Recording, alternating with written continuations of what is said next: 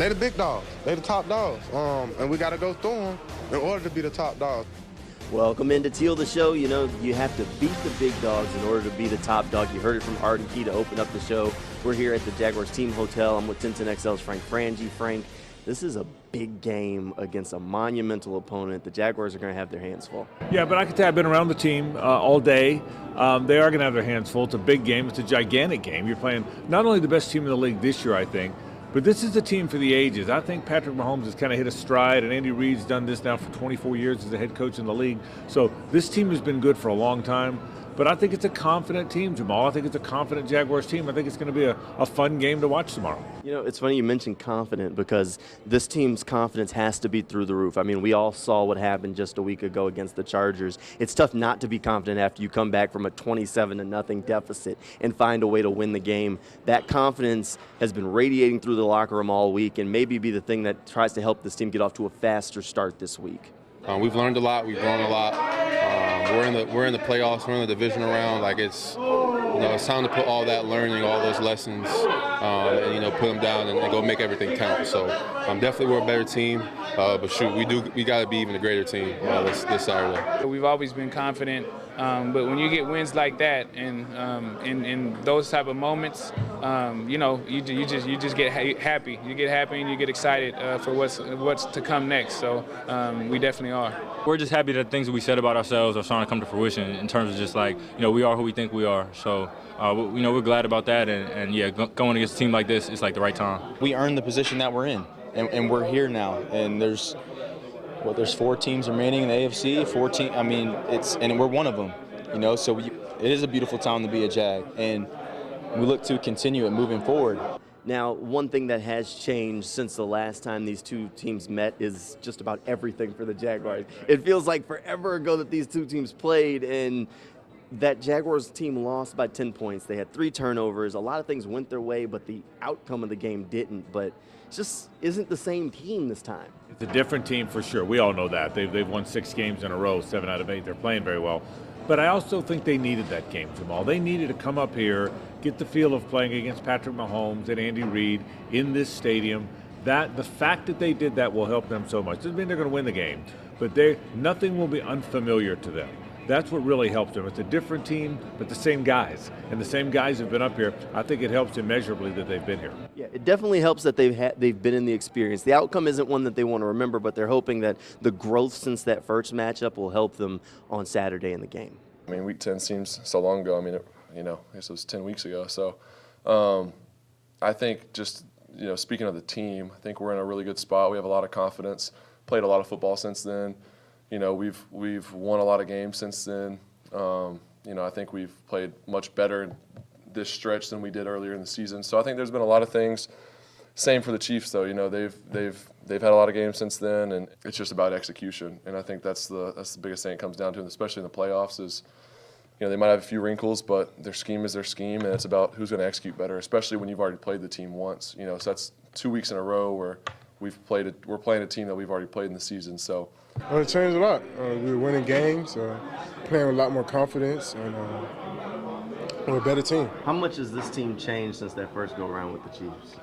I think guys is just more. I think guys is better mentally, physically, whatever. I know, man, at that time I wasn't in my, in a good space where I was at, but now I'm ready to play. Ready to play right now? No. Saturday 3:30. Be ready to play.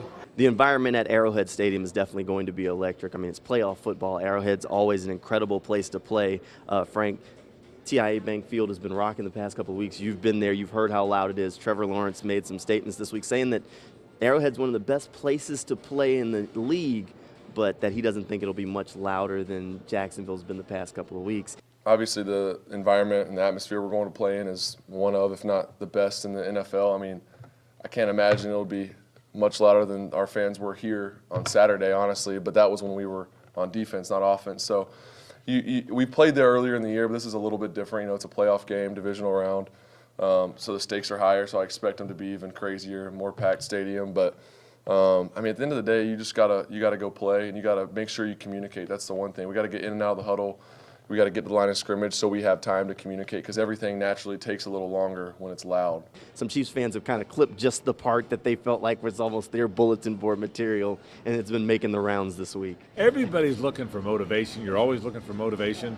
So if you can find something the other guy said, even if it really wasn't all that bad, you use it. The truth is, Trevor's right.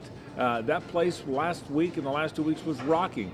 Trevor played at Clemson, where it's always packed and there's 80, 90,000 fans and they're screaming their lungs out, and that's what a college setting's like. Arrowhead's like that. Arrowhead is the most college-like setting in the NFL. Well, TIAA Bank Field was college-like the last 2 weeks, so Trevor's point is exactly right. No matter how loud any stadium is going to be, no matter how crazy, it won't be crazier than the bank was these last 2 weeks.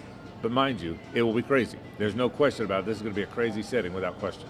Yeah, definitely be a crazy environment, one that we're looking forward to for Saturday afternoon here in Kansas City. Teal the Show will return right after the break, and we'll talk a little bit more about the Jaguars matchup. Stay tuned. Welcome back into Teal the Show. We're here with 1010XL's Frank Frangie in the Jaguars team hotel here in Kansas City. Frank, we know the monumental task that it is to beat an Andy Reid coach team, to beat the Kansas City Chiefs. They're the #1 seed in the AFC for a reason, but the Jaguars are a team that have the talent to be able to compete in this game.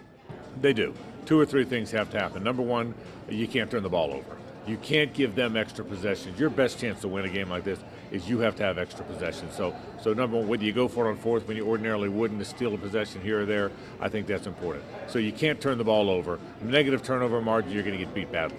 Secondly, you got to score with them. They're going to score.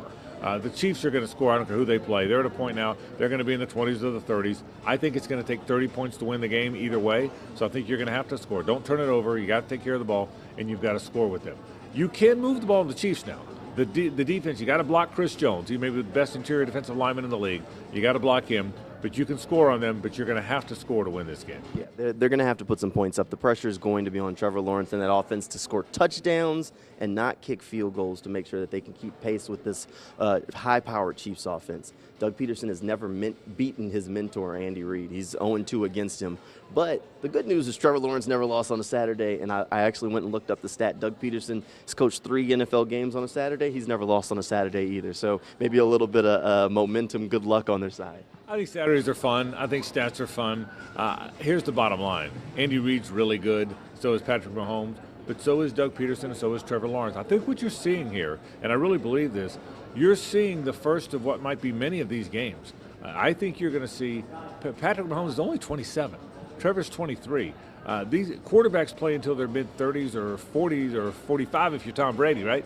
So I think these 2 quarterbacks are going to be doing this for a long time. I think this is game 1 of a Andy Reid, Doug Peterson, Trevor Lawrence, Patrick Mahomes matchup. I think you're going to see the 4 of them get together on a regular basis, and that's pretty fun. Almost like what we saw with Peyton Manning and Tom Brady over the years. I mean, a reinventing of that rivalry, you know, meeting the postseason every year kind of deal. And remember, Andy Reid's 64.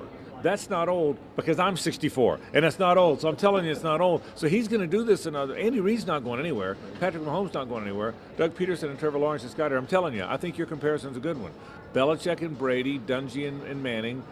I think you're going to see that. I may be overstating it. I'm a Jacksonville guy, but that's what I believe. I think it's where I believe we're headed. So I think one of the keys to this game is going to be Travis Etienne. You got against the Chiefs, got to chew up some clock and move the ball. Etienne can be explosive, but if he has another big game, that helps the Jaguars' offense keep the Chiefs' offense off the field. Yeah, and you want to hold the ball. That's right. You would rather have an 11-play, 7-minute drive than you would a 70-yard touchdown, because a 70-yard touchdown helps turn it into a track meet, and that's what the Kansas City Chiefs want. They want up and down, up and down, up and down.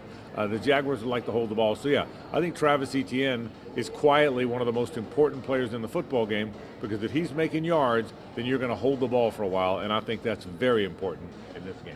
Almost try and borrow the Titans game plan from 2 weeks ago, right? Little different, but yeah, similar.